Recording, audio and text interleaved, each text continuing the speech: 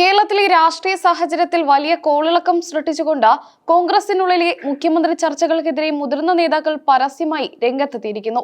വരാനിരിക്കുന്ന നിയമസഭാ തിരഞ്ഞെടുപ്പിന് മുന്നോടിയായി സോഷ്യൽ മീഡിയ പ്ലാറ്റ്ഫോമുകളിൽ ചില നേതാക്കളെ മുൻനിർത്തി നടക്കുന്ന പ്രചാരണങ്ങൾ പാർട്ടിയുടെ കെട്ടുറപ്പിനെ ബാധിക്കുമെന്നാണ് നേതാക്കളുടെ മുന്നറിയിപ്പ്. ബെന്നി ബെഹനാൻ MP, കെ മുരളീധരൻ തുടങ്ങിയ പ്രമുഖ നേതാക്കളാണ് ഈ പ്രവണതയ്ക്കെതിരെ ശക്തമായ ഭാഷയിൽ പ്രതികരിച്ചത്. നിലവിൽ സോഷ്യൽ മീഡിയയിൽ നടക്കുന്ന ചർച്ചകൾ അങ്ങേയറ്റം വേദനാജനകമാണെന്നും ഇത്തരം ഗ്രൂപ്പ് യുദ്ധങ്ങൾ UDF പ്രവർത്തകരുടെ ആത്മവീര്യം തകർക്കുമെന്നും ബെന്നി ബെഹനാൻ വ്യക്തമാക്കി.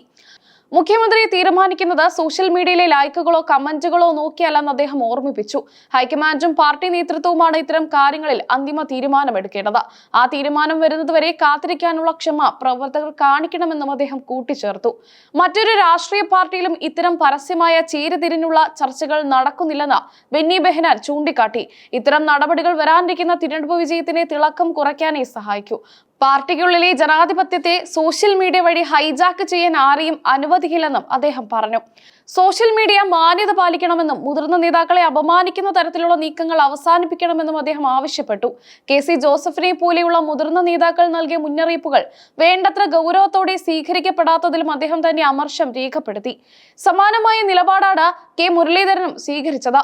വാട്സ്ആപ്പ് ഗ്രൂപ്പുകളല്ല മുഖ്യമന്ത്രിയെ തീരുമാനിക്കേണ്ടതെന്ന അദ്ദേഹത്തിന്റെ പ്രസ്താവന സോഷ്യൽ മീഡിയയിലെ അനൌദ്യോഗിക പ്രചാരണങ്ങൾക്കെതിരെയുള്ള ശക്തമായ താക്കീതാണ്.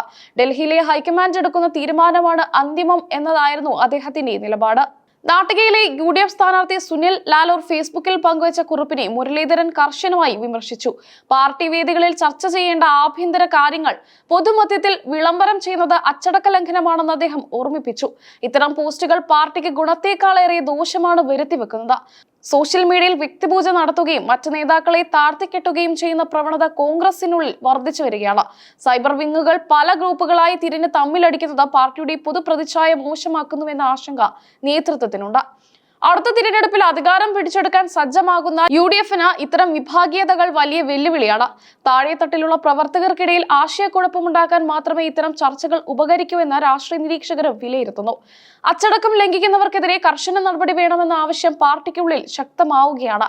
ഐക്യത്തോടെ മുന്നോട്ടു പോകേണ്ട സമയത്ത് അനാവശ്യമായ മുഖ്യമന്ത്രി ചർച്ചകൾ ഉയർത്തിക്കൊണ്ടുവരുന്നത് ആർക്ക് വേണ്ടിയാണെന്ന ചോദ്യവും മുതിർന്ന നേതാക്കൾ ഉന്നയിക്കുന്നു.